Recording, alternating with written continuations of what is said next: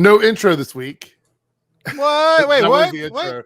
Yeah, I was waiting for the music. I'm actually redoing the intro for this and the after party, okay. so Cool. I've taken them off of the server. There's no, this is the after party. Yeah. It's going to be a remix of that, but I'm doing something brand new for the. Well, because I kind of stole it for the Omega Hour that I do whenever Syberninja goes away. Which one? The after party. I kind of stole it. Oh, did you? Okay, yeah. Well, that's fine. So, anyway, we're not. Yes, okay. So here's the deal: we will be talking Venom spoilers at the end of this stream, but please don't spoil it before we get to the end because the after credit scene is the big let us warn you first. Geez. So we'll give you a spoiler or whatever. Yeah, spoilers. I haven't seen it either. Don't really care though. So the podcast intro, like, don't worry, it's not going away. I haven't remixed it yet and made a new one because we're getting ready to switch everything up. Because when What If ends, we'll be getting into the Hawkeye series, and I want to have a new intro for that. So we'll see where it goes. But we are going to talk about Venom. So the first half of the podcast, we're going to talk about the What If episodes, and then the second half we'll talk about Venom. So do not worry. Venom will be second because I figured that's the one that people may have not Venom. So I don't know the words. No one knows the words. Right? Wow! Here we go. I'm gonna post this off to Cyber here. Is the Flash delayed later than November? Is it? Are we talking movie? No, we're talking about the show. Oh, okay. So. Yes. I don't know. I honestly have no idea. Well, if people, because I see B. Allen Hart, so I'm not interested in seeing Venom. I would say it's not something you have to rush out and see. Also, I will say that if you don't care about spoilers and you just want to know what the big thing is, and you're not going to see the movie, you can certainly sit with us and listen to our discussion. Yeah, this one already told me what it was, so I'm like, hey, cool. Yeah. Anyway, hello, Amethyst. How are you? Arrowverse Scenes, Introverted Unicorn. Hello, Space Fluff. Ragu, Cal, Justin, Maya. A lot of people in today. So good to see everyone. Anyway, we're going to start off talking about we're going to talk about the What If episodes, like, together in one segment, because we had the What If Thor was an only child episode, and then the What If Ultron had one episode. So Neo Phoenix, Jamie, hello. Robert, hello. So if you haven't seen the What If, either of the most recent What If episodes, just get ready because spoilers are coming. We're gonna spoil the hell out of it. So we'll start out. Here we go. Let's go ahead and put the banners up. We will do the podcast banner and the spoilers banner. There we go. So the first one we're talking about is the What If Thor was an only child. Now, this has been a very divisive episode. I've seen people say they absolutely hate it. Some people say they really loved it. And I think we have one person here that actually loves it. And we obviously, I'm pretty sure that Cyber did not hates like everything. That episode. He hates everything. And I'm kind of indifferent to it because there's parts of it that I did like and parts of it that I didn't like. Everything. So there we go. What If Thor was an only child? So basically, this episode replaced the Jane Foster episode. From what I've read, there's supposed to be an episode where what if Jane Foster was Thor, but since that is the premise of the unexpected fourth Thor movie, they had to change to something else. And so they went with this, and all of the voice actors were in one place because they're filming Thor 4. So Love and Thunder. So they were able to do all their voice acting on location because they were already there filming that movie. So I feel like this episode was a 100%, we want a cool fight scene and we have no other story to tell. That's what this episode was for me. And I don't think it's a bad thing. I just think that's what it was. It was just a fun episode. You guys go ahead. What are your overall thoughts on the episode of this? Boring. I thought it was a fun episode. Boring. It was funny. And they had all the characters, and they had Korg, and of course Korg was in Australia because these New Zealand's right there, and the voice actors from New Zealand, and then they had it was just a fun movie. It was just a fun episode. Nothing really spectacular happened. It was just everyone, Thor I being disagree. I think boy. we had something spectacular happen, but of course we'll get to that. But it was a waste of my time. It was fun. Do you hate fun? Is fun as a waste of your time? I hated it. It was because it's like the what if thing, right? I want to see cool stuff. Like, I don't want to see just a long 30-minute party. I don't want to see that fight between Thor and Captain Marvel. Not. I really see. I love that. So that was my the favorite. fight was between cool. those two was fine, right? That was pretty good, but it ended very lacklustery, in my opinion. We're gonna talk about that fight because I think there's some regretted important watching things it. to talk about that fight or whatever. It's- Gary, not mad at you. Always proud of you, and thank you for the 199 super chat. It's definitely appreciated. Thank you so much. Okay, so this episode, the part I think we're supposed to think of this episode like Thor Ragnarok. Like it's one of those like ridiculous episodes where things are not supposed to be looked at so seriously. I think that's really what it was. Yeah, but I will say, where was Iron Man in all of this? Did he not exist in this world? Because he was nowhere to be found. Yeah, Tony Stark would have definitely wanted to join that party. And the Hulk was he in the still around, background? too. I don't think he remember. was. I don't I think gotta so. watch it again. But those brings that into question. Then we had the fight between Captain Marvel and Thor, right? Mhm. And this is before Thor levels up. So this is not the Thor that we had that had the near the Odin end of or whatever. Ragnarok. Yeah. Right. So this is just Thor as Thor with the hammer, and that's it. Yeah, Thor just screwing around. There's been a question about whether or not Captain Marvel could actually defeat Thor, and I think 100% Captain Marvel was holding back in that fight. She even said so in the episode. Yeah, she said that if she went with full power, she could destroy. They will destroy the planet. Yeah. So I think she was holding back. Waste of time. I actually think Captain Marvel. Funny. I think Captain Marvel could beat Thor in that form. I think Thor could maybe have held up later on, but I think Captain Marvel. I mean, let's be clear. Yeah, and if Thor was serious, destroyed the ship that Thanos had in Endgame by herself. Like she just flew through it and destroyed it. So I think that she was kind of like just having fun with Thor. I don't think she was being too serious with him. But outside of that, I love the choreography in that fight scene. I thought that the actual voice acting was really well done. Yeah. And we get the surprise ending where at the end where Ultron crosses over with Vision's body, the Ultron armor, and the Infinity Stones and his army. That's when the show got good for me and it ended. I wouldn't disagree. I'm like, credits. This episode definitely felt to me like they had to rush and find something to do because they lost the Jane Foster story. That's what I think this was. Somebody else pointed out that Loki said brother from another mother to Thor in the episode. It's like, what if Thor was an only child? And it's like, yeah, he is the only child because Loki's being raised by the ice giants. Like he was supposed to. But he had a relationship. I mean, they were cool. I mean, yeah, he probably came over and hung out a bit. He had a friend. Like he wasn't alone the whole time. Right. Okay. So then we jump to the next episode, which is the What If Ultron 1. Oh, can we give our scores for that episode? For the individual episode? Sure. What would you score the Thor episode? 1. He just wanted to say that. I give it a 6. I give it about a 5.5, 6. It was fun. Yeah. It was like, oh my God, amazing. It was a fun episode. It meant absolutely nothing, but it was fun. For it to be so late in the What If series, the sole purpose of that episode was for Ultron at the end. Yeah. It was to set up this next episode. Yeah. Give me that Alan Hart episode. says they needed a lighthearted episode. Everything is ended. So thank you. Needed something fun. I don't disagree with it being lighthearted, but was it really lighthearted with Ultron showing up? Like, well, it was the very end though. It wasn't really. It's a 1. Yeah. It's a 1. Just deal with it. People are like, I agree with you.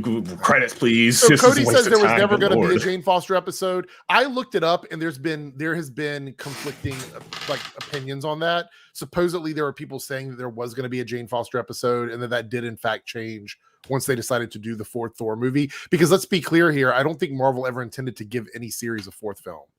So now we're getting a 4th Thor, and we're getting a 4th Captain America. So I would say it's a possibility. And if that isn't what affected it, then I don't know who wrote this, like why they even wrote this episode, to be honest. I mean, I'm telling you, they wrote it.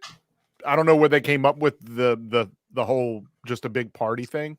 Yeah. But I ended so badly. Even though I agree with you, I still like the episode. I mean, even though I like the episode, I still agree with you. That's why I should have said the other way around. Anyway, go ahead. Okay, so the next episode is still agree with me. Is What If? No matter what, I'm right. I still enjoyed it. Episode was trash.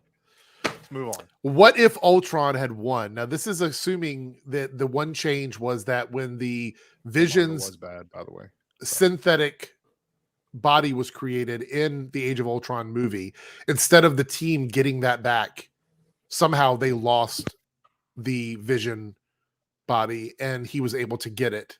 And thus, this is the result of that. So this is essentially Age of Ultron, but Vision never happens. Right. And instead of destroying the planet with the island that he created, he was doing it with this method, with the Mind Stone. Right. What did you guys think of this twist? Because we've talked about the twist being like, is it just even though this game was trash? This was cool. Ultron Sigma was Ultron cool. Sigma was amazing. As soon as I saw like in the last episode with the mask comes up in this vision, I was like, oh, so we're going Ultron Sigma now. Yep, I agree. I think they were very similar in nature, and I thought Ultron Sigma was awesome. But I also think that this version of Ultron, anybody who knows my theory on Ultron, he got completely nerfed in Age of Ultron. Oh yeah, 100%. That character got ruined. And this, in my opinion, was a way to show you how bad he could be. But they only have 30 minutes to do it. So there's a lot of shortcuts in this episode that I guess we're going to touch on. Well, that's don't make a lot of sense. I think this Ultron will get a full hour-long story because we're doing another episode. So, well, yeah, there was one thing that I will probably get to that. If not, I'll definitely mention it. I also want to talk about the Tony dying all the time as well. I think that's important. We'll go ahead and talk about it. I mean, there's no. So they were talking about the writers being obsessed with killing Tony. I think it's to show you how much of a focal point he is if he's not around, on how dark things become. And it's kind of like with Doctor Strange trying to save his girlfriend. Every time that he saved her when she was supposed to die, I think Tony is always supposed to, live to a certain point. But every time he dies, this is what happens. It's almost fixed point in time. I'm so sorry. If you think about it, in every instance that Tony has died, it's been like worst case scenario. Mm-hmm. If you think about it prematurely, if he isn't the one to stop Thanos and the stones, things just go south. Do you think that's what Doctor Strange meant when he said he looked through all the timelines to see how things could work out? There's only one. Yeah, that's what I've always said. Like there's a point in this where Ultron does what he does, and people are like, "Oh, it was that easy." It was always that easy to take care of Thanos. The problem is the end result wouldn't have been what they were aiming for. Right. And that's it's a cop out in Marvel writing, and I understand that, but at the same time that makes sense if they constantly within the universe, I suppose. Right. If they constantly show you reasons why it wouldn't have worked, then it makes sense. Because I was just thinking, like, at the end of with Endgame, why couldn't Vision just mind stone laser Thanos and that be it? Just it's done. But also, you got to remember in Infinity War, like, Vision was nerfed from the beginning of the film. There was two characters that needed to be nerfed, Hulk and Vision. And they did that right at the beginning of the film. So he never really had the opportunity to just mind laser him. Do that. The thing is, Vision got caught off guard, and that pretty much prevented him from being. Because Vision, if you think about it, so it's like, look at the hierarchy of powers within the Avengers. Vision is at the upper level. He's like on the top ropes of like their powers, right? Oh yeah, he's busted. Hulk, Vision gone. That's like two of your biggest heavy hitters completely gone at the beginning. So they were already fighting with a handicap from the beginning. And so it just also goes to show how important Vision is, because Ultron achieved what he achieved by getting in Vision's body. Assimilating Vision, yeah. I just thought it was fun when Thanos comes up and he just gets sliced in half by Mind Stone laser. It was like, and really? That is 100%. That was it? Well, that is simply because of time constraints. Yeah, I mean, of course. It's a 40-some-minute episode. They needed to show him get the stone. It was still just funny. We could have had a really cool 5-minute action sequence where Thanos still gets killed by Ultron, because that's ultimately what would have happened. Right. So they're just like, I still like Mind Stone laser. Yeah, I still like Mind Stone laser, but it's just funny. That scene served two purposes, regardless of whether or not you think they nerfed Thanos. One, it saved time because Thanos was going to lose anyway. Secondly, it's because they wanted you to see how busted Ultron Vision was. Yeah, they wanted you to go like, he just doesn't care, and that established at that point that he's not. There's no humanity in this person or this robot. Yeah, it wasn't even a thought process involved in I need to kill this guy. I have to kill this guy because I even need in the Age of Ultron and near the end where Ultron's just all busted up, there's that whole conversation between the two. Ultron sees the worst in humanity and life forms, and Vision sees the best, and Vision wins out. And without Vision being present in his form, it's just slaughtering. And we see that in the episode. So here we go. This is from Robert Blake. It's a £5 super chat. Stanley spoke to three. Oh, the Watchers. Okay, yes, I remember that. That was an end credit scene. The Watcher met Ultron ×2 in Thor's episode, and then kept talking and made Ultron multiversal.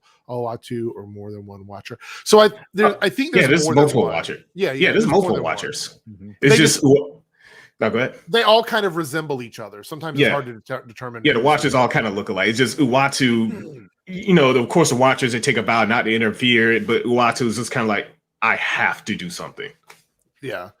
And the other thing is that his decisions when they decide to intervene and when they choose not to, it's more of like a code to them. It's not a rule. There's no one like basically forcing them to do it. They don't do it because they chose not to do it. Yeah, that, and also it's kind of like taking a sledgehammer to drive a nail in. And of course, one of the other cosmic beings could step in, like the the eternity. And any of them could step in and say that you're doing this. It's like, but the Living Tribunal, which is the one that usually deals with like people multiversal ending stuff. Yeah. Right. If you're at a level of power where you can affect all of reality, usually the Living Tribunal steps in, which by the way, I don't know if we're establishing that the Living Tribunal isn't a thing in the MCU, because I think it is, because there was a statue of the Living Tribunal's head within that. What's that place at the end of Loki? I forget what it was called, but anyway, it was there. What, the End of Time? Yeah.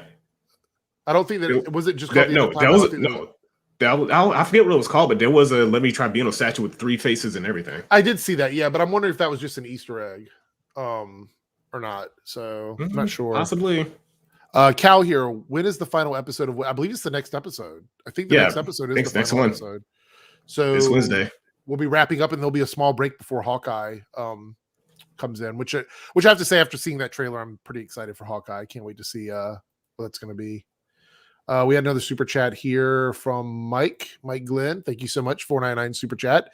How is Marvel going to differentiate between all the alternate timelines and the multiverse? Do you mean like moving forward, like after what happened with Loki, or do you mean like with like Spider-Man or Doctor Strange? Maybe you mean all of them. I have no idea how they're going to do it, because right now, as far as we know, Shang-Chi is part of that continued timeline that we've been in from the beginning with the MCU.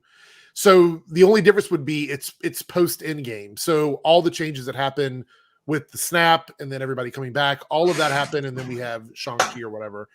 I think we will see the differences become clearer after Spider-Man. Because I think Spider-Man is going to probably solidify, are these people here now permanently from another multiverse? Or is it a temporary thing where we may get a villain that pops in from another multiverse that we have to face off against for like 2 or 3 movies, and then once we defeat them, they're gone. Like, I think Spider-Man is going to determine that, and I think that Doctor Strange is just going to expand on whatever that is. Yeah. Because I truly believe that Spider-Man will lead into Doctor Strange's story. I think that it's going to carry 100%. Over into this, because Doctor Strange is in Spider-Man, so it makes sense. And I'm okay. I mean, I think I'm okay with them telling us at that point. I mean, I don't really need to know right now, because the next thing we're getting is Eternals. I think Eternals will not deal as much with the multiversal stuff as it will it's more just cosmic. Yeah. And then Hawkeye obviously it's going to be grounded. It's ground level. So the next big thing we're getting is Spider-Man in December. So I guess we'll have to wait till then to find out. Any opinions on this? Do you think we're going to see it in Spider-Man? Do you think we're going to see it in Doctor Strange? Yeah, I'll just parrot what you said. It's within those 2 movies, it's probably going to explain exactly how they're going to do it. Just as right now, it's so up in the air. We don't know what's going on. Yeah, I think the biggest issue is it hasn't happened yet. We know it's happening, and we know what's happening up to this point, but it hasn't really affected the big Spider-Man will be the first Right. characters in our universe that becomes aware of it, because the Loki that we met was a variant. Right. So he's not the Loki that we knew. So the Loki that we knew isn't even around. So he's gone. He wouldn't be aware of he that. caught that Thanos Infinite. As far as how they're going to deal with it, which was the beginning of your question there, I think if I was just taking a shot at this, we might get some like variant stories in TV shows and stuff, maybe a movie. But they'll probably do something like that. They'll leave the main storyline in the movies, and like extra stuff, they'll probably relegate that to Disney Plus stuff. I think ultimately what's going to happen is Scarlet Witch is going to have to fix it with Doctor Strange, maybe Doctor Strange Supreme. And when they do fix it, those characters that go back to their original timelines will still be able to see them in a show or a movie, but they just won't be interacting with us. Kind of like CW's Flash, where they were on different Earths, and it gave them a way to still tell stories in the same time frame and not always have to be like, well, where was such and such? You know what really sucks about all of this, though? We didn't have to lose the TV stuff if this is what they're doing. Yeah, and that is 100% really correct. They could have left the stuff going. I will forever say that the Netflix shows being canceled minus Iron Fist was the biggest mistake in the MCU, in my opinion. And I think Agents, if they would have gotten the green light before their season ended, and they ended it the way they did before they got the last two, like after they came back from the time travel, I think that show would still be great today. Yeah, because most of those actors from the TV show, they moved on to other projects and stuff. So yeah, but the show itself, until the last 2 seasons, was absolutely phenomenal, and it got ruined because they didn't get renewed until they already filmed the ending of the other one. They thought the show was ending.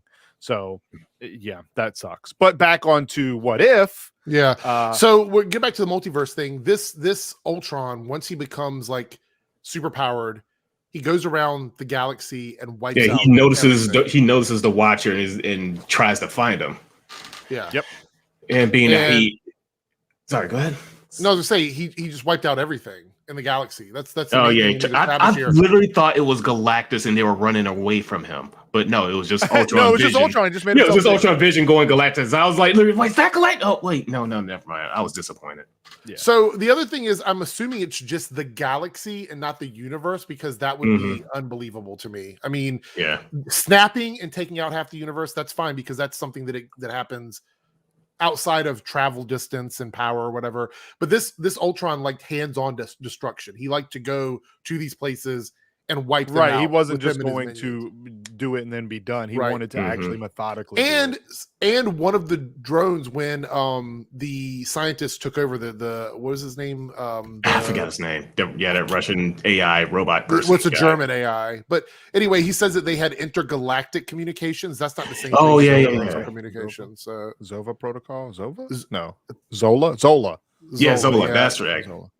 But he said intergalactic, which makes me believe it's just the galaxy that he wiped out. Either way, there was nothing around. Like, he wiped out so much you couldn't even see any visible stars or anything like that. He just basically gone around and destroyed all the sentient life in the universe and said it was really quiet or whatever.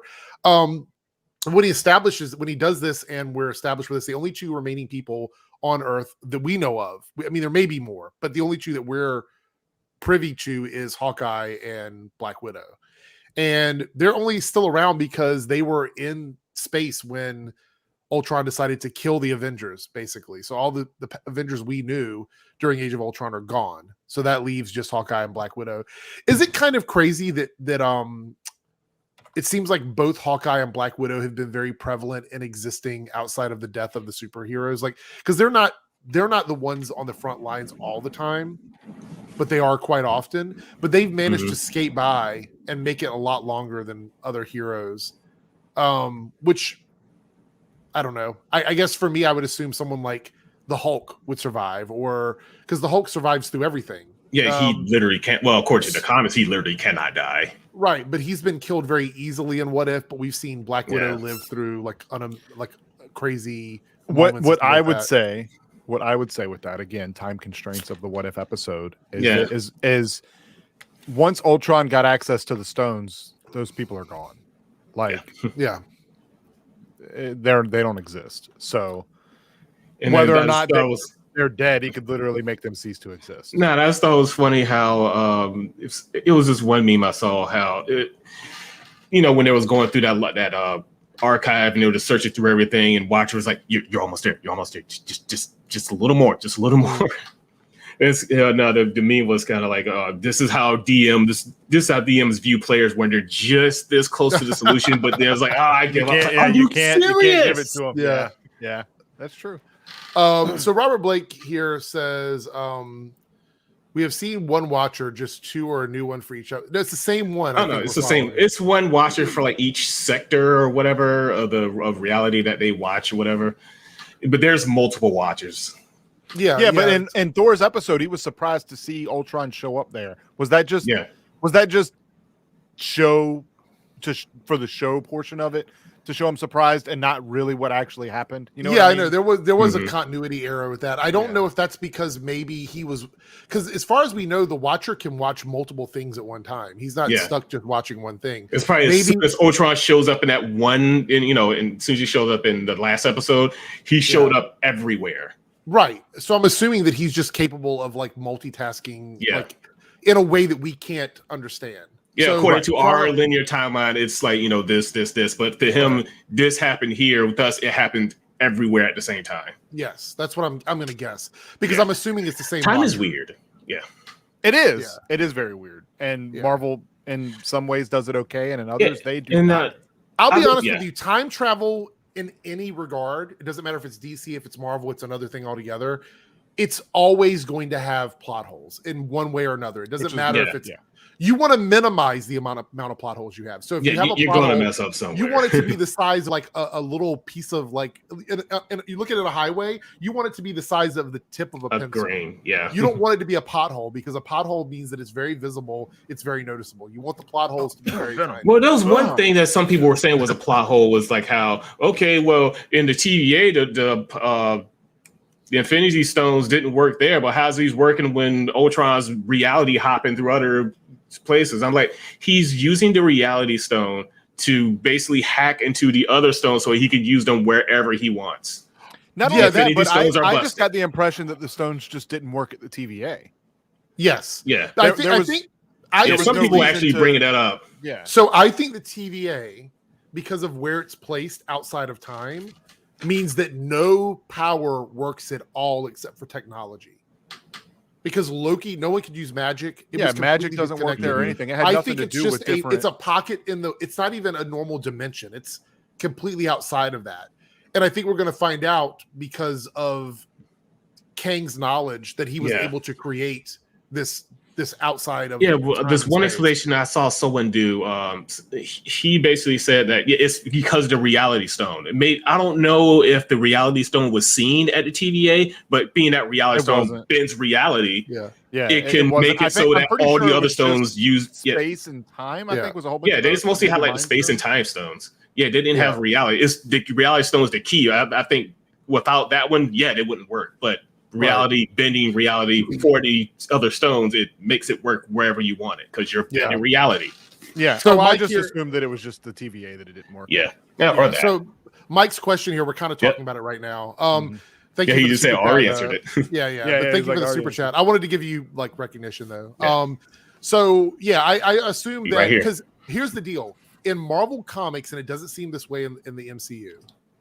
In Marvel Comics, Infinity Stones only work in the reality that they exist in. Meaning you can't grab the Infinity Stones from reality 1 and take them to reality 2 because they will do nothing.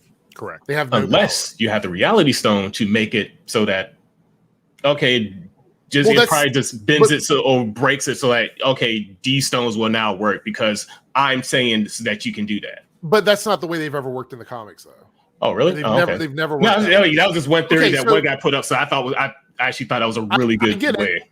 But let me point out the only reason we know that doesn't work is because in the comics, when there was a council of Reed Richards from the multiverse or whatever, several of them had an Infinity Gauntlet. They came over and they had the Infinity Gauntlets from their respective realities.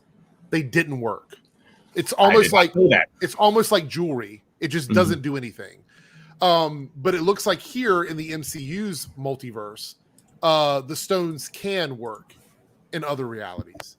And it's not just the TVA. I think it's everywhere but the TVA. I think the TVA is the one place where they don't work, and we're not totally sure why. I mean, again, we've come up with some theories, but I don't think they've really pointed out the exact reason why. So Cal here with the 198 super chat. We can jump into this now. So after Ultron has wiped out the galaxy and all sentient life or whatever, the Watcher is narrating that he's completed his task and that there's nothing but silence and blah, blah, blah, or whatever. And Ultron could see the Watcher. Now, this isn't the first time we saw that Doctor Strange, once you reach a certain level of power, I think the Watcher becomes visible to you. Yeah, I look at it like in a lot of like anime, if you watch a lot of anime, He's when they muted. can like feel the strength. Omega, you're muted. I was about to say, yeah, because I was typing. I was about to say it's because you're getting to his frequency, so that now you can actually just straight up see him. Right, and that's what I'm saying. Like in anime, like, you know, if you watch Dragon Ball, they can feel the strength of someone else because they're at that level, or to the point where they can feel other levels. So I think that that's kind of what it is with them being aware of the Watcher and being able to not necessarily see him but interact with him. Yeah. So the thing is, though, that also I think all cosmic level beings probably can see the Watcher. Anyone with that much power can see the Watcher. If I had to guess, what is going on? Wait, hold on. Shoot, this thing was huge. It's the Infinity Eggs from the VCI. I have them. I'm sorry. They light up. I'm sorry. You can't take them out. So, for example, characters like you can't take them out. That's it. Wow, that was a total. I am so sorry. That is a rip off. Yeah, VCI was trash, folks.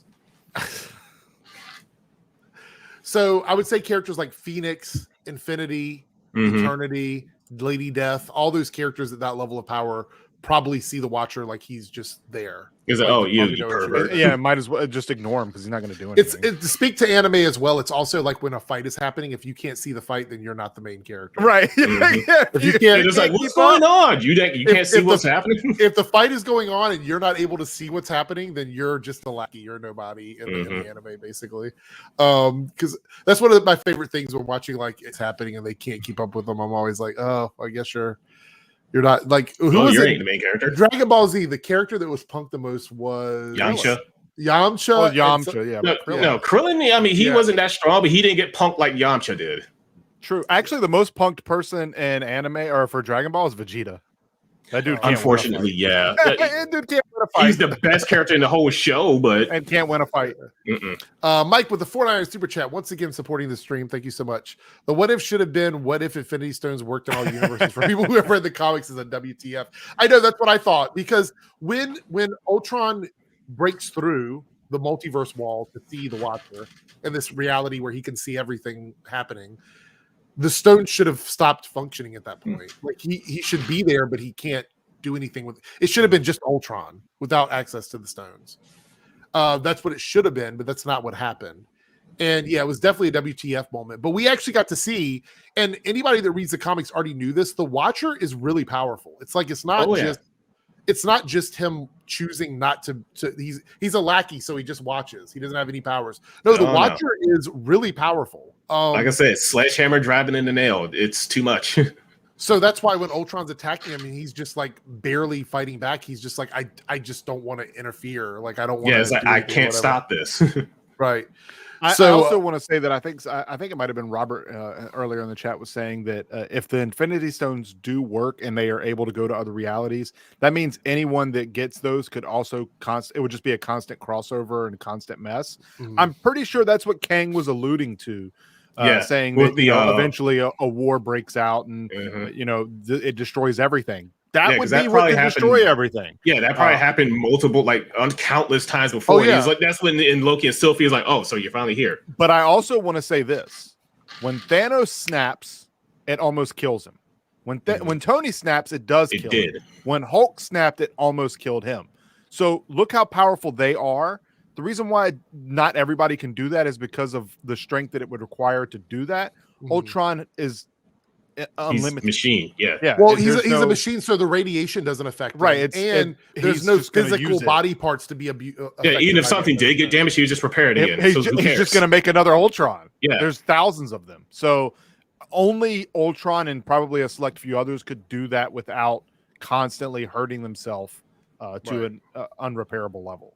Yeah. So, but one of my favorite scenes in the battle between the Watcher and Ultron was when he bit the universe and destroyed it. Yeah, I literally thought that was Galactus. Yeah, it was a little Easter egg for those. My favorite part was when he was just punching them into another reality. He was in New York, now he's in Wakanda, now he's in somewhere else. It was just funny. Like Easter egg, he knocked him into a Star Wars universe. Did you see that? Yeah, I heard about that. I saw as that. Well. That's so pretty cool. It means we could get a Darth Vader with all the Infinity Stones. That would be. Oh, that's busted. It might as well just be Thanos. Like, I don't know. Yeah. So, anyway, but yeah. So all of this was cool. It was cool seeing the Watcher fight to put on his battle armor, which I thought was really neat. Mm-hmm. But clearly, he's powerful, but Ultron is slightly out. Like he's edging him out a little bit. And so he needs a little backup from this. So he's going to assemble the Guardians of the Multiverse, I think is the title that they're being called. And we're going to get, all of these characters that we've met so far. The only one we haven't met that we saw in the preview was Gamora. And I'm assuming she'll be introduced in next week's episode. Finale has to, right? To avenge her father. I'm guessing that's what it is because he was killed. Yeah, because this Gamora wasn't really, well, actually, no, she was still trying to kill. I imagine that there's got to be a version of Thanos that wasn't bad to her. I don't know. Well, you have to remember, if the only reason Gamora swapped out was because of the Guardians, and if she comes from a universe where the Guardians never happened, then she would have never swapped. She would have continued to serve Thanos. Yeah, I mean, we'll just say. I mean, it's what if it's not our Earth, especially if there was no Nebula. If she comes from a universe where she was the only child, she probably doesn't. She never would have had any kind of like feelings towards anybody else. So, anyway, here we go. Mike with a $4.99 super chat. Does that mean Tony Stark could have built a machine to do the snap? Yes, probably. Yeah, here's where in the Avengers cartoon he does that. There's an actual robot that can absorb the power of the stones, and he uses that to fight. It's either Thanos or Ultron that has the stones. Oh, actually, it's Thanos. And then when they win, that robot got taken over by Ultron, and now Ultron had the stones. It was very good. It was very good cartoon, by the way. I don't remember which. Is it an Avengers assembled cartoon? It could have been. I don't remember. Probably, you haven't seen that. Just watch one of them. But the only reason why that he didn't create a robot to do that is because you have to think of every person that at that, and like you have to feel it and really like boom, and a robot can't necessarily do that, which might be why Ultron also was doing it just one person at a time, right? Because maybe that maybe because of being an android, he doesn't have the capability of doing of not saying that they can't think, but maybe there has to be a certain like some empathy, some empathy or some other emotion. Bring back people that actually affect you. So that was funny because I knew Captain Marvel would put up a fight, but the problem is that Ultron had all of the stones. And it wasn't a matter of like keeping him from snapping, because that's the only thing Thanos was trying to do was snap. Ultron can just will things to happen because the stones are embedded into his armor. So there wasn't much she could do unless she just pulled one of the stones out, and she didn't try to do that. Or at least it didn't seem like she was trying to do that. Yeah, she only had powers imbued to her by the Tesseract, if I'm not mistaken. Yeah, but what I'm saying was it the Tesseract? Yeah, it was. Yes, you're right. It was. Yeah, it was. I'm pretty sure if she would have pulled one of the stones out of the armor, it would have significantly reduced Ultron's power, and then she might have had a chance. But as long as he had all the stones and he was just able to do whatever he wanted, she was definitely capable of putting up a fight. But it was ultimately there's no way she would have won against him with all the stones. We have to realize that. So this Gamora episode was moved to season 2. Well, that's going to be weird. How are we going to even understand who she is? Unless her level of interaction in the cartoon is so insignificant that it doesn't matter. She might say something like, "I'm here to avenge my father." Okay. Credits. Maybe that's what it is. Anyway, this episode pretty much ends with us knowing that we're going to be assembling the Guardians of the Multiverse. And the only one left from the reality that this Ultron came from is Black Widow now, the only hero that's left. So what would you guys give this episode if you were scoring it? What would it be? 9 out of 10. 10 out of 10. 11 out of 10. Best episode. No, yeah, this was solid 9. Solid 9. I'd say 9.5. The only reason why, I mean, there's no reason why I shouldn't give it a 10 out of 10. It was a great episode. Everything that happened that I had a problem with, it's because of the time constraints. Yeah, it's only 40-some minutes. Right. They really couldn't delve into the stuff that when they were trying to drive the plot, they couldn't really dig deep into the fight scenes that I wanted to see or the conversations I wanted to see take place. Mm-hmm. So with the Watcher going to Doctor Strange Supreme, with Ultron getting the stones and being the Ultron that I want to see, I'm all for it. 10 out of 10. By the way, for this Wednesday, it is going to be really interesting. It's going to be really, really, really interesting to watch Ultron struggle to fight a Doctor Strange that has access to every single black magic there is. It's going to be interesting because stones are busted. So they are, but this Doctor Strange destroyed his own universe. I mean, he's got a level of power that. But not even trying that hard. I honestly, that is the dream fight for me right now, is seeing the two of them fight, because I was going to see it on the big screen. We're seeing technology with access to these stones face off against someone that is simply just the best magic user in the entire multiverse right now. I mean, the stones will bend the rules. Because even when the Watcher goes to see him, breaks it. Even when the Watcher goes to see him in the background, you can see him shifting between forms. He is going to be broken. I don't know what Ultron's going to be able to do to that, because we're talking about magic.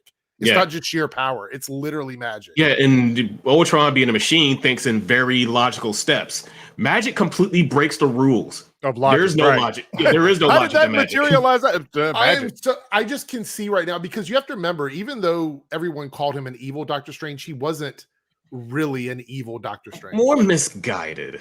He was a selfish Doctor Strange. Yes, he wanted to bring back the love of his life. Yeah. And you saw him, he was remorseful for what he did, but he never intentionally wanted to hurt. Yeah, he didn't need for all this to happen. It just did. So he is now a Doctor Strange that is just at a power level that's inconceivable from the Doctor Strange. That's why when regular Doctor Strange was sent to fight him, I'm like, how is this going to go? Like, we're talking about Doctor Strange. It went exactly how it was going. He stood no chance. He tried, but there was just no chance. Even with the Vishanti spell on him, he was simply just taking hits. It was as soon as that spell went off, his armor was just being pinged away slowly but surely. So yeah, he has the multi-dimensional energy and creatures that as well. He could call on dark creatures from other dimensions. Like Shuma. Everybody wants to see Shuma. Everybody wants to see Shuma. I do, and I don't even know why. Because he's cool. Look, I don't care about any of the other Guardians of the Multiverse, to be honest. I don't. I just want to see Strange Supreme face off against this Ultron, this whatever version of Ultron we're calling this. Anyway, I love this episode. I'm going to give it a 10 out of 10 because I loved it. I don't really have any complaints about it. I think this was much, much better than the previous episode with Thor, which I think was very lackluster. Was again a 1 out of 10. And there we go. Robert, becoming a member. Thank you so much for joining. Get ready for all this content coming up at the end of the month. I'm so excited. So many new things coming to my channel. And thank you for jumping on and being a team member. Do appreciate it. So, all right. So I guess now we are going to move on and talk. We're going to do a unspoiler. Let me put on the spoiler thing. We're going to do our quick, unspoilery thoughts of Venom. So I'm going to put on a little background music to kind of take away from what the salt that we're going to have for this right here. So Venom 2, Let There Be Carnage just came out. I'm going to put this out there. Music, by the way. You're not hearing it at all? Do y'all hear the music? I don't hear the music.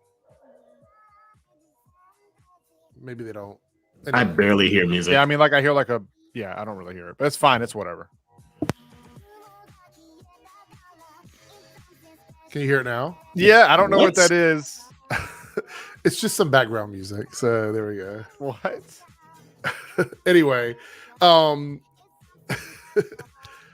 Venom. The reason I put this on is because this movie is going to be. Some people say I don't hear it. Some people say I hear it. I don't know. It doesn't matter. It's irrelevant. It's literally background music. So anyway, I think this movie is going to do well. I think it's going to make money because of the fact that there are a lot of people that love that first Venom movie. And so they're going to be very interested in seeing the second movie. And I think they've advertised it perfectly for the people that did love the first Venom movie. So it's already doing well. The music got creeped out. You thought it was game music. It could be. It's probably from like, this could be some Final Fantasy music or something. Now, Omega has not seen this movie, so he's just here for the ride, I guess. But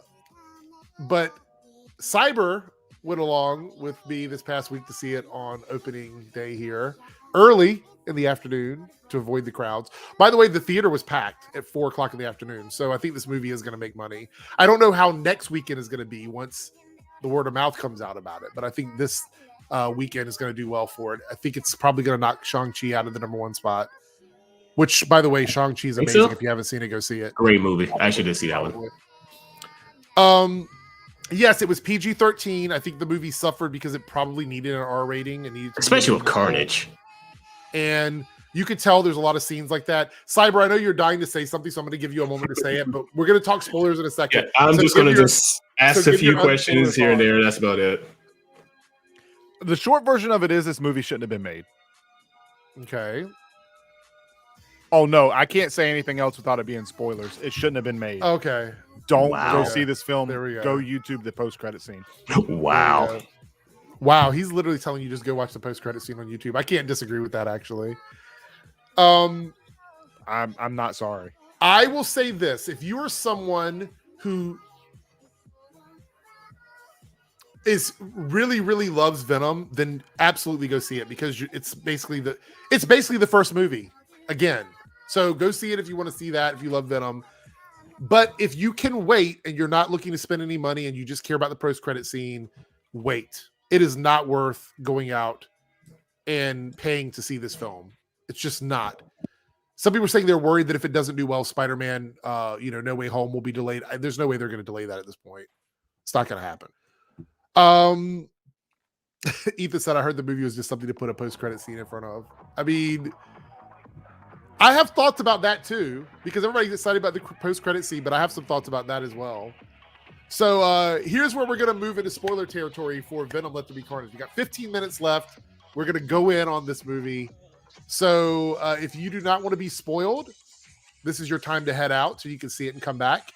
If you don't care about spoilers, you just want to hear us talk about this post-credit scene, then stick around because there's that. This movie was PG-13 when it should have been R. The special effects and the VFX were not that good. And they should have been because Andy Serkis was the director.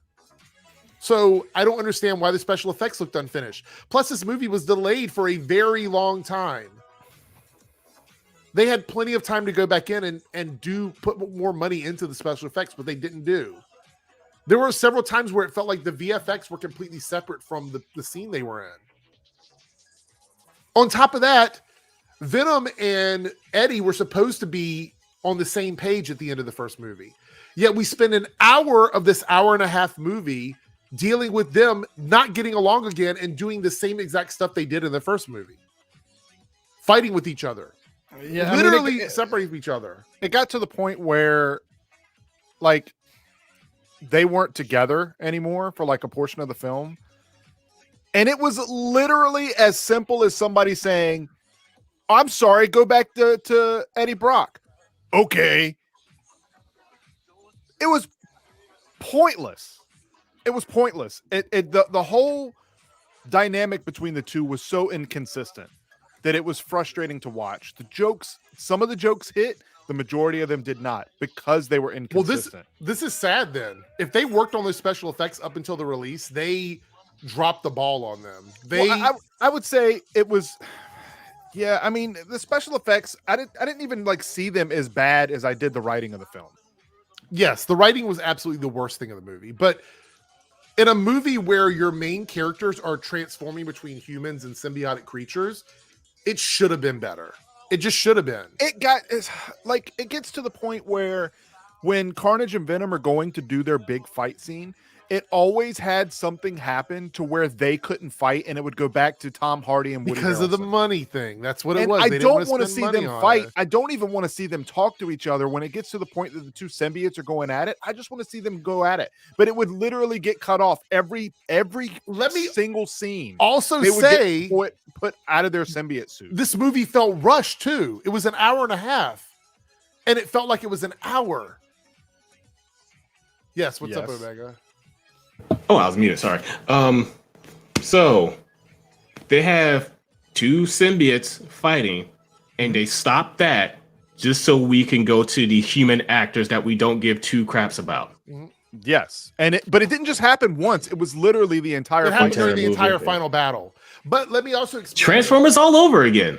Let's talk about this because Cyber brought this up, and I've seen a couple people mention it, but I don't think a lot of people have been talking about it. It is established that certain noises, frequencies, like anything from a loud scream to a bell to a cell phone turned all the way up, the TV turned all the way up, will disrupt the symbiote's ability to form. Like they can't stay in a physical form. They have to retreat into the host body because of the fact that it just hurts them or whatever. And there's a scene in this movie where Venom has separated from Eddie and goes to a rave and gets on the microphone over loudspeakers and talks to the crowd. How? It gets worse than that. It gets worse than that. At the beginning of the film, they're doing their rooftop jumping, right? The cell phone rings and he's like, get the phone, Eddie, this bothers me. And it's like, okay, so it's established the phone right in his pocket would cause an issue, right? When they're separated, he goes to a rave in a club where they're playing loud sounds, gets on the mic, is talking to the crowd. And I know this sounds nitpicky, but it's very apparent and very problematic. There's huge feedback and he's acting like nothing is bothering him. But that's supposed to be the main weakness other than fire to this person. The inconsistency is so Which, bad. by the way, can I point out that it's okay to make loud sounds a weakness, but don't establish that a cell phone. Right, Yeah, they did that. I'm not making that nitpick. They told me at the beginning of the film that's how sensitive he This and then bothers literally completely just it's a whole You could defeat a symbiote with a loud radio. So With a this Bluetooth speaker will completely disrupt a giant, powerful according symbiote. to the movie. According to the movie. But- I'm not saying that. The movie said that. The decibel levels of a rave does nothing to him. No, and he gets on the mic and he's talking to. It's a funny moment. Look, chat. It's funny. It's a funny moment. I love seeing Venom with the glow sticks on, the glow necklaces. Okay, it looks funny, right? Funny. It was funny, but the whole time I'm thinking to myself, how is he even doing this? Yeah. Like, how is this a thing? It shouldn't be a thing. And then the microphone does its feedback thing, Which so I'm he like, should have been like, ah. Well, I thought at that point they were going to see that it's not a costume anymore because they're thinking that he's cosplaying, right? So I'm thinking, okay, it's going to be like, zzz, and then he's going to be like, oh, it's not a costume. He really is an alien. No, he literally takes the microphone, drops it, and walks away. I'm like, how? Also, can we point out that if a cell phone is disrupting Venom, he couldn't even exist in a city. There's always ambient noise that's at certain levels in the city, especially a major city like pile drivers and like any kind of equipment, fire trucks, police cars. And again, sirens. Yeah, he could tolerate some sounds, but it's like supersonic sounds that really, well, of course, Which is why a cell phone shouldn't have done that. Which, by the way, one of the main characters in this movie is Shriek, a character from the comics that has like sonic screams, right? And can you already guess why this character is included in the Venom movies? where the symbiotes can't take supersonic sounds? Convenient. That's the only reason this character exists. That's the only reason why she's there. They were reminding us at the beginning with the cell phone that loud noises hurt the symbiotes, but they isn't that loud. A cell phone. Exactly. They couldn't use like a siren, or he could have walked in front of a speaker where like loud noise came out. No, they use a cell phone. And more so importantly, as far as we know, by the time he gets to the rave, that should be excruciating pain for him. The thing is, to me as well, is that if Eddie knew this, why wouldn't he have the phone just on vibrate? Right. Because that's literally a part of him now. Because they needed to remind us that right. They wanted us to symbiotes. see that that's a problem, and then give us a part when it's where it would be convenient. way worse. Right. So again, I know it sounds nitpicky, but the point is the movie tried to this is establish his main weakness, and it's like they follow the comics when it's convenient. Right. I hate that. That's why I hated the X-Men movies so much. Yeah. I will say this. If you liked the Sam Raimi Spider-Man films where there's a lot of jump cuts and the action doesn't really, I don't want to say that. That's not true because the Spider-Man films were better than this. But what I mean is like that era of superhero films. Where, early 2000s. Yeah, like almost Batman and Robin bad, okay? Where they're literally just doing scenes to just do them. There's no real thought behind it. Look, when I want to say this, I'm just jumping around on the movie because there's like scenes that stick out to me.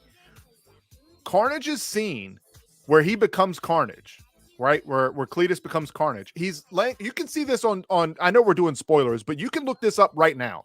On PlayStation's YouTube extended trailer for Venom 2, go watch when Carnage becomes Carnage, when they're doing the lethal injection on him. Okay, it's like a 3-minute scene. Yeah, that clip is available on YouTube. Yeah, when it gets ready to go into his body, at this point, Carnage is fighting it off and he's starting to become Carnage. As he's starting to become Carnage, you see the room that he's in, which is literally him on a gurney, IVs, and then the 2 guards. Okay. For some reason, not only does the glass break, but all the rivets in the wall go flying out like I don't understand why. This makes no sense. And then there's an explosion in there where the whole room explodes and everybody that's in there that was going to watch him be put down is sitting in like pitch black trying to see what's coming out of the room. Like what's happening? Why they didn't just run out of there. It's whatever. It's a superhero movie. So whatever. Right. But he sits there and it's in pitch black, but there was an explosion. What exploded in there? It was a freaking stretcher and IVs. There was nothing that was going to explode. There was also IV chemicals. Fire hurts them. So why would he cause an explosion and why would that not affect him? Because it's a lab and lab has dangerous chemicals. This is movie logic that's been around since I don't know. The chemicals weren't in that room. They're piping it in from a different room, right? Yeah, there's chemicals in there, but they're not it's not going to combust because he turns into Carnage. Lab has chemicals. Chemicals blow up. No.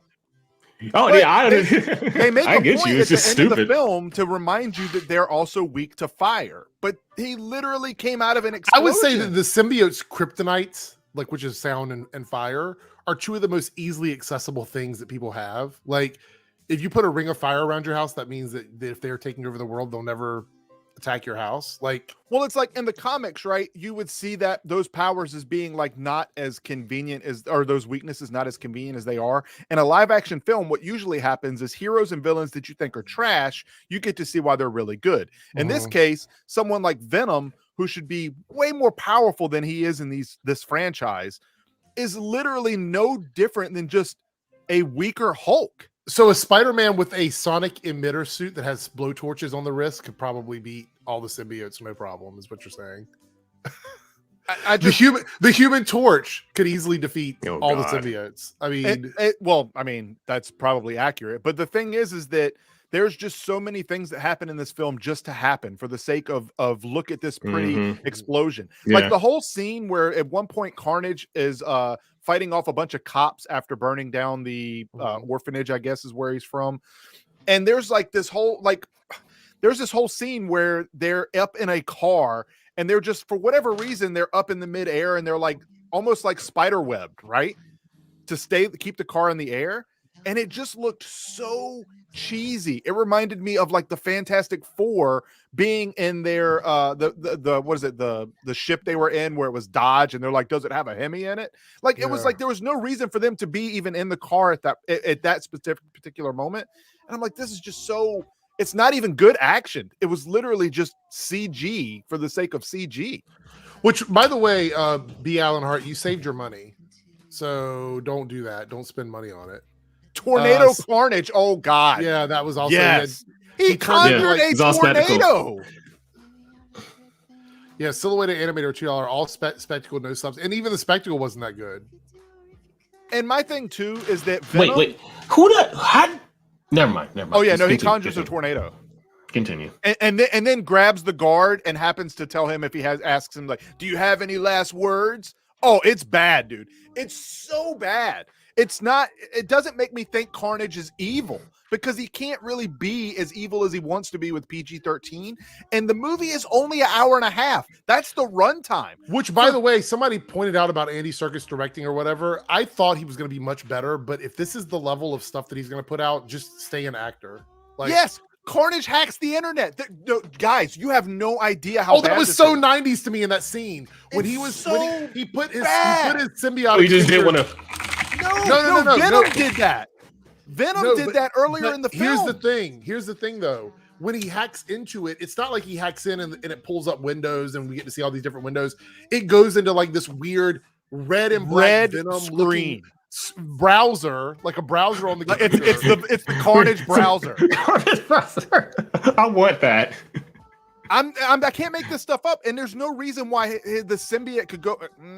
Anyway, Venom earlier in the film used Tom Hardy or Eddie Brock's hands to search for something on the internet. Yeah. Okay, to search for it, type it out. I don't mind. Look, here's the thing. I don't mind him hacking a computer if that's part of the power. It's the way the screen looked to me, where I was like, "Why does this look like a 1990s like fake computer?" It looked like there's a difference. There's a difference in the hacking. It's how it worked. Like there's no like. It was almost like Ultron level dumbness in terms of being able to just go into the internet. That's the best way, Amethyst. Let someone else pay for it. You don't. But Venom actually typed it out. Like you can hack without going into the computer, right? Carnage pulled a freaking Tasmanian devil. Wow. He did. He made a tornado. I can't. Yeah. There's so many things, and I get that Carnage is an offspring of Venom. And I believe that it was just a portion of Venom that was left behind that became Carnage. I think it got into the bloodstream. Well, first of all, how in the world did a human bite into the symbiote? Right. So that's how he became Carnage, right? He bit Eddie Brock. He bit the symbiote part of his arm when he was using his arms because he went to the prison. So a human bite pressure is enough to pierce a symbiote. He's like, I've tasted blood, and that wasn't blood. It's because it was from the symbiote. So you swallowed it and you didn't spit it out? Like, anyway, whatever. That's not. It's whatever. And by the way, one of the things that I always hate, I hate it when they do it in Marvel movies, when they do it in DC movies or whatever, is in the movie at a certain point they're like, "Let there be carnage." I was like, "No, don't." Oh, the catchphrase! You gotta have the catchphrase in there. That's what I said. It's literally, okay. It's the late 90s, early 2000s superhero movie. But to be fair, the first Venom had that same vibe, and I think that's what they were trying to do is pull in that. It is the same movie. Audience. Look, it had another symbiote bad guy. Okay, the first symbiote bad guy. Eddie and Venom were fighting with each other. He was trying to get his girlfriend back, dealing with her new fiance, who was just her boyfriend at that time, and the same exact weaknesses of the symbiotes come into play because they have to, right? Yeah. There's a scene. This makes no sense. There's a scene in the film where the girlfriend's fiance pours gasoline onto lit gasoline, pours lit gasoline onto Carnage, okay? Because he's like, "Oh, you're weak to fire," and is pouring it on him, but the fire is not going up the gasoline canister. Okay, sure. And then he pours it on him, and literally Carnage just steps out of it. But in the first film, when Venom was engulfed in it, there was no way to get it off of him. They thought he died, right? Carnage just steps out. Nope. Also, Venom does oh, I'm on fire. Well, he's red, so he has to be resistant to fire, right? But here's the thing. Right? Venom in the movie gives us a throwaway line that I think comic fans appreciated, but people watching the movie wouldn't understand. Where he's like, "Oh no, it's a red one." Yes. We don't have any context for what that is in the movie. We know in the comics it means something, but not in the movie. We never established what that was, and we never even talked about it at that point. Silhouetted Animator with a $5 super check goes, "Want to bet Andy Serkis was paid a lot to film a studio?" Yeah, he probably was like, "This script is trash. I'm not doing this movie. Here's money." Oh, okay, I'll do it. I mean, maybe. Yeah, but yeah, Venom goes, "Oh no, that's a red one," and then goes back into Eddie Brock, and he's like, "We're done. We're dead here." And Eddie's like, "Why?" And he doesn't establish it. But see, here's the thing. But here's the thing, Cody. I knew it would. I knew this movie would make money. It's clearly got people that love this making type money of film. I just don't. My main problem with the X-Men movies. Some people still love those movies. I think they're absolute trash. But I think if you like them, hey, fine, go for it. I think this movie will win the weekend. I think that the people that love the first Venom movie are going to tell people to go see this film, and that's fine. If you and I say the same thing, I'll say the same thing. If you love the first Venom movie, you're probably going to love this movie, and that's fine. But for me, it just didn't do enough to elevate that first film. Yeah, I still prefer the first film over this one.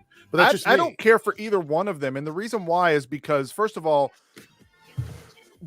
you have to look at this as a different timeline Venom. And obviously with the post-credit scenes, it is. Or a different. Okay, so we're at the hour. So basically, I'm going to skip over the rest. There's so much stuff we could talk about and complain about with this movie. I was not impressed with it. It was probably one of my least favorite superhero movies in a while. I would put it in the same category as like Wonder Woman 1984. It felt very much like that. It's fine. If you love the character, go and see the movie. But if you are one of the people that just watches comic book movies, I don't think it's worth it to go out and spend money on this. I just don't. I would say wait. My score on this is going to be like a 4 out of 10. Oh, that's generous. Because I liked Woody Harrelson. But here's my thing, right? Hour and a half film. It's the shortest freaking film ever, right? So all the stuff that you want to see doesn't get fleshed out. All the stuff I've already seen literally repeats itself in this film. The Venom character in this franchise is nerfed. It didn't have anything to do with Spider-Man, so he doesn't do the web slinging or use his symbiote suit like that. He's literally a brawler, which there is a version of Venom that is like this. I understand that. But in my opinion, this Venom is absolute trash compared to the comics Venom and what he could be, right? Carnage in this film is garbage. He's utter garbage because he's PG-13 and because the character itself didn't really get to establish anything, because guess what? He dies in the film. So Carnage literally didn't even he literally did nothing. He killed the guards leaving. Not that I want to see death everywhere, but he killed the guards leaving, went to go burn down this orphanage, gets his girlfriend, and then his sole purpose is to kill Venom after that, and it doesn't happen. That's it. What? Let me say this. Another thing with Tom Hardy. I don't understand. There's a lot of people that think that Tom Hardy is like some like super highbrow, like amazing actor. I don't think he's that good in this movie. I don't think he's that good in this one. I don't like Tom Hardy anyway. I don't dislike him as an actor.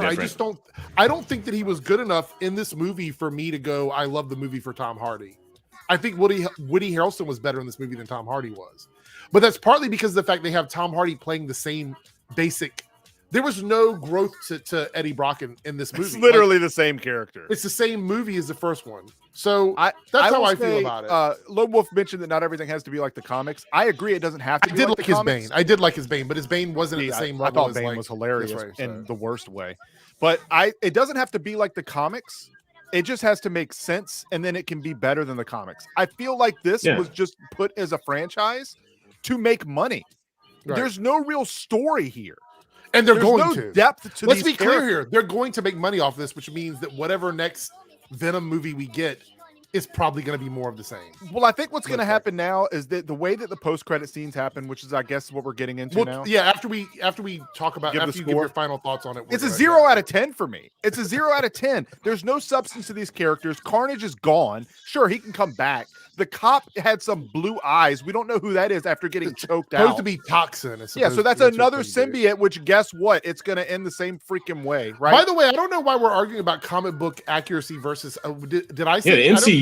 Yeah, MCU is not comic accurate one at all. I don't mind changes from the comics as long as they build upon something that is of value, in my opinion. Right. I think that they took this character who had a really good story in the comics and didn't improve on it. It's worse, in my opinion. I would say, matter of fact, I have actually said that sometimes comic accurate doesn't work. Yeah, sometimes the comics just will not work in the movie. Like, okay, Thanos' reason in Endgame and the other one.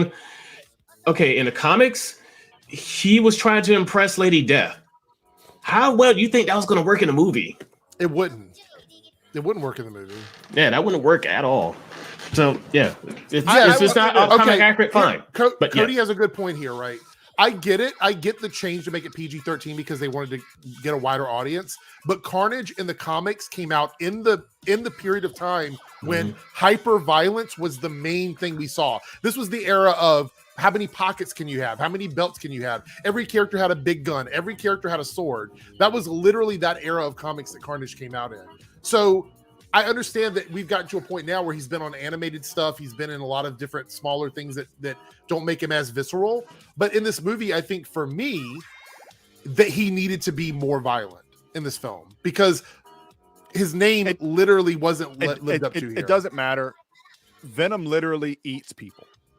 Yes. Also, literally. when Carnage bites goes to the eat heads priest, off of people. Every bloody moment appears slightly off camera.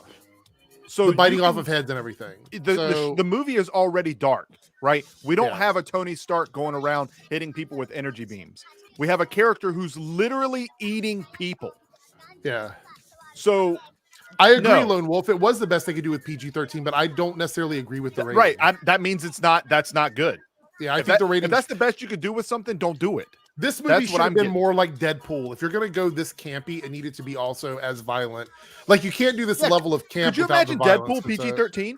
If you say you can't imagine Deadpool as PG-13, then you shouldn't say you can imagine Carnage as PG-13. I really couldn't.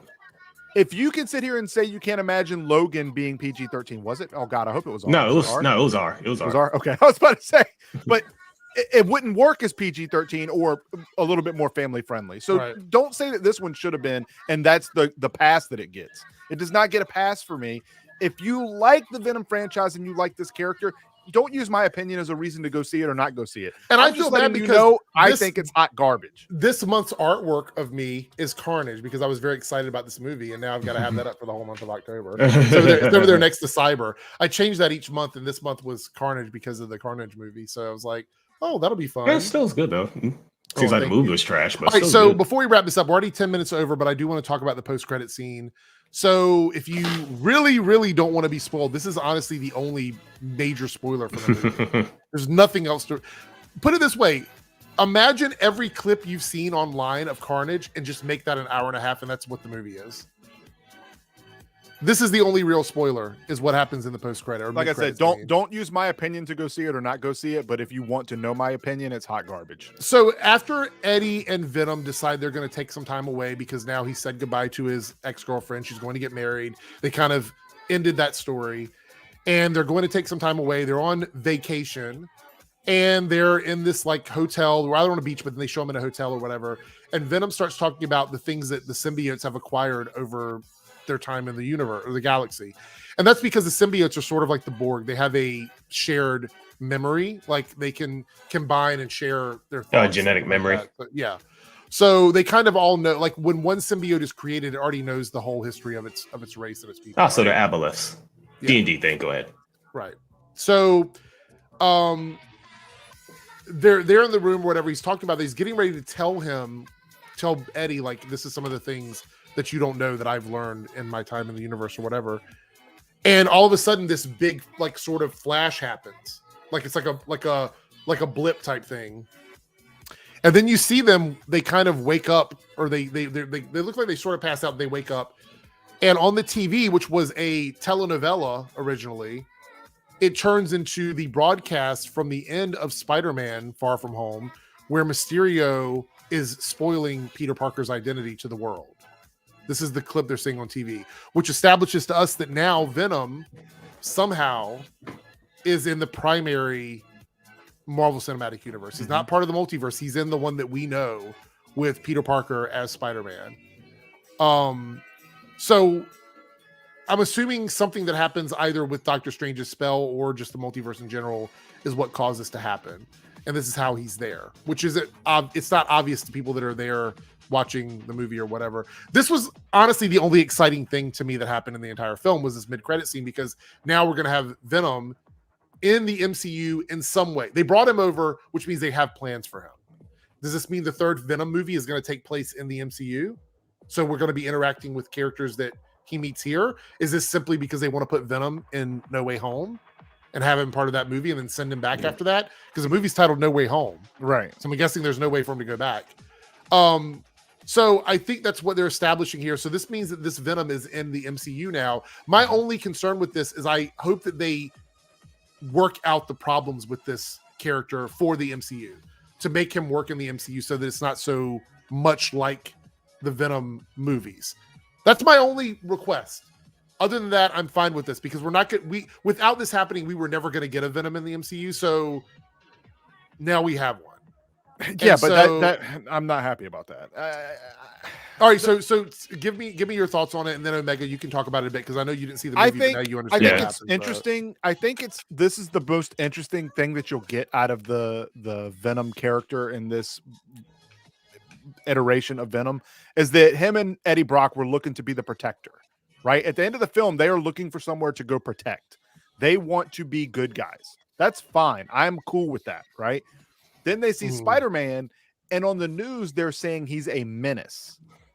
So it's possible that now Venom's obsession with Spider-Man is he thinks that Spider-Man's the bad guy, and he needs to be the protector of said Except area. for the fact that if the spell that Doctor Strange does makes people forget that Peter Parker is Spider-Man, that means they would also forget that this all happened, right? Because the reveal was part of him being demonized. Correct. There's no way to demonize him without the reveal happening, which is also true. And so, but that's the only dynamic I see this working. I hear people saying that it's not comic accurate. That's fine if you're fine with that. My thing is, this isn't any version of Venom I'm interested in seeing. It doesn't react or act like a Venom. Him and Eddie Brock's chemistry is just if you think it's there, whatever. I don't think it is. I can already call what's going to happen with this, and then I'm going to let Omega talk. I think that they want to put the Spider-Man symbol on the Venom symbiote for the next movie, and the only way they can make that happen is if he interacts with Spider-Man. He'll get the webs, he'll get all the stuff that we know from the comic books. Maybe we'll see. We'll see what happens with it. I just think that it's literally a glorified person in a suit. And every fight that he has, he's the underdog. It's absolutely it's just ridiculous. And I think the movie is a 0 out of 10.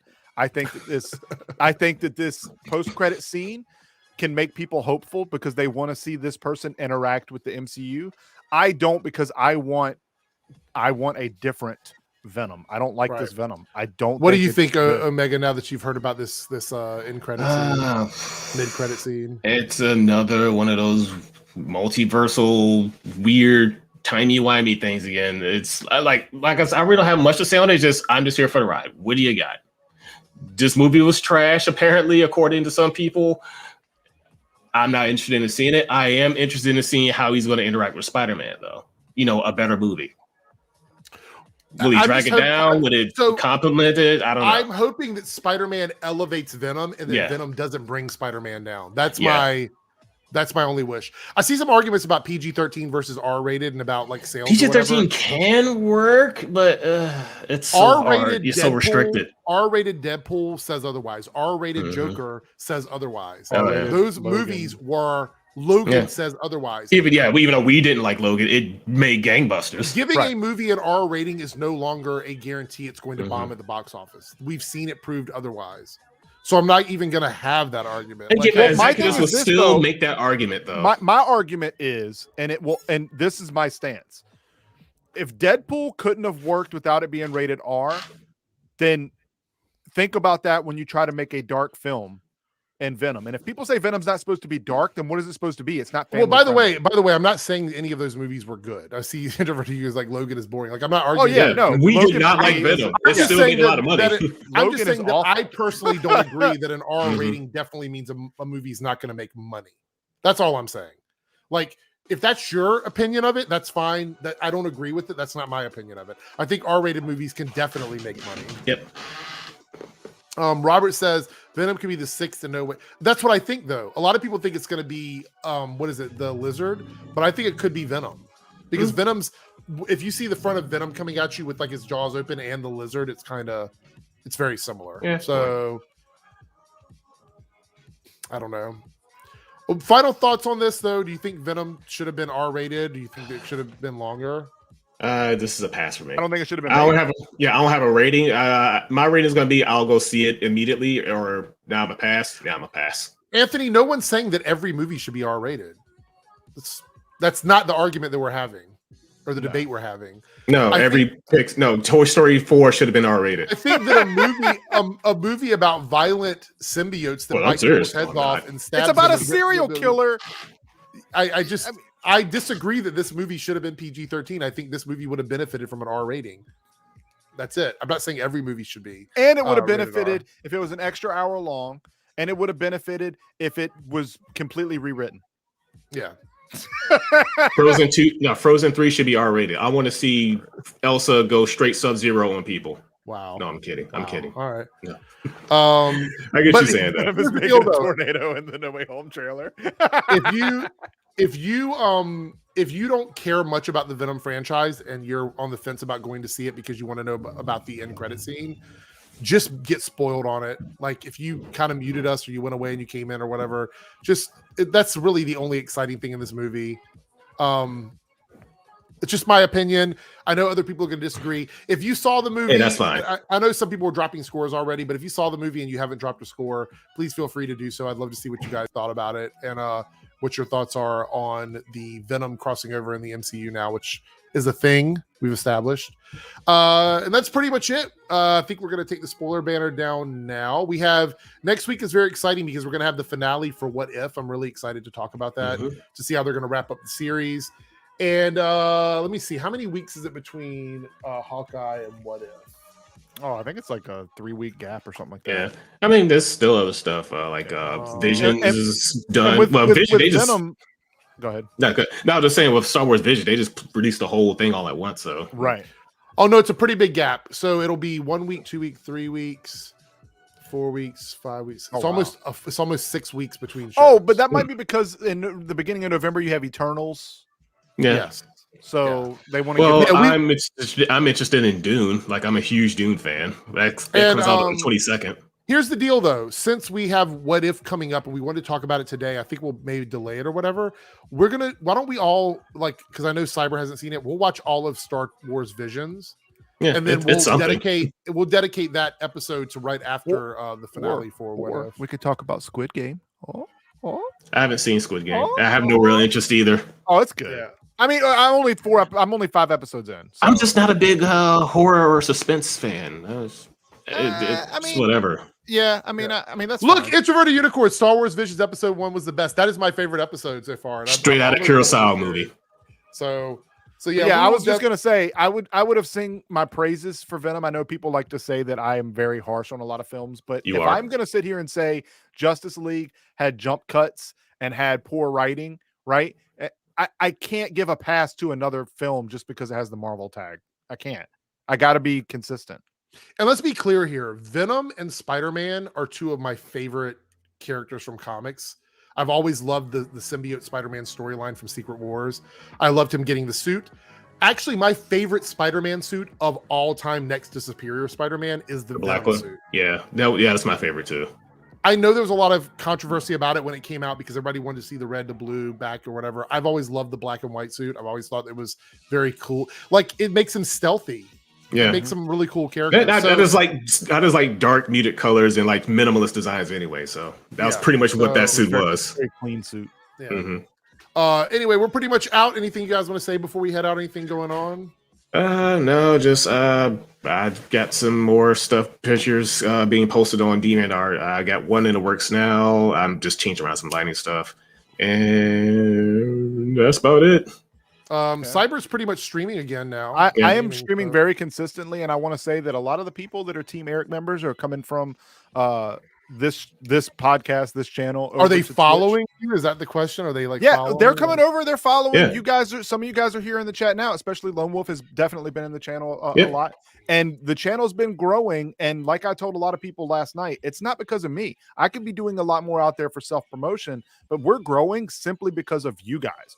Word of mouth, liking, retweeting, following me other places. My growth is because of you guys, and thank you guys for it. So what do you call your followers over there? Are you it's the Cyberverse. Okay, there we go. It's the Cyberverse. I like the Twins episode, Lone Wolf. Yes, I did. Oh yeah, the Twins. That was great. I did not like episode 2. I did not. Oh god, episode 2 was garbage. It's that or whatever. Anyway, we'll get to that. All right, so we're out of here. I will catch up with everyone later. Have a great week, and we will see you guys next time. Take care.